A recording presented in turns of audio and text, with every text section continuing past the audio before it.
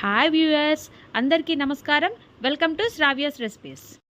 ఇవాళ మన రెసిపీ ఆవకాయ fried rice. ఆవకాయకి fried rice కి కావాల్సిన పదార్థాలు: ఆవకాయ అన్నము. ముందు అన్నం ఉడకబెట్టుకొని ఆవకాయ కలుపుకొని ఉంచుకోవాలి.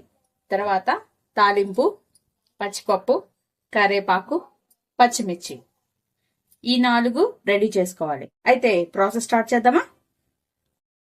ఓకే, ఫస్ట్ బాండి పెట్టి నూనె పోసుకొని దాంట్లో తాలింపు గింజలు వేసుకోవాలి.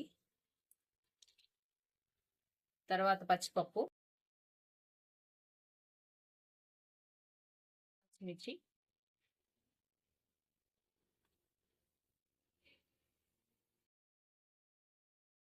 కరివేపాకు బాగా వేగనివ్వాలి.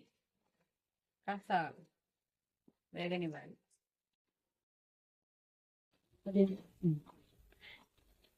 కలుపుకున్న అన్నం ఉంది కదా, ఆవకాయ అన్నం ఉంది కదా, ఆవకాయ అన్నాన్ని తాలింపుల్లో కలిపేసుకోండి.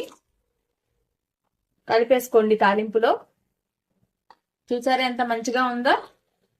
అయితే ఉప్పు మాత్రము మీకు కావాలంటే కలుపుకోండి, లేకపోతే లేదు. టేస్ట్ చూసుకోండి. ఎందుకంటే మనము ఆవకాయ అనేది కలుపుకున్నాం కాబట్టి ఆవకాయలో అన్ని ఉంటాయి కాబట్టి సరిపోతే వేసుకోండి, లేకపోతే లేదు.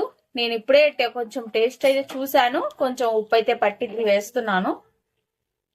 అట్లానే కొంచెం అయితే పట్టిద్ది, చూసుకొని వేసుకోండి. చూసారా ఎంత బాగుందో ఆవకాయ ఫ్రైడ్ రైస్. దీన్ని ఆవకాయ తాలింపు అని కూడా అంటారండి.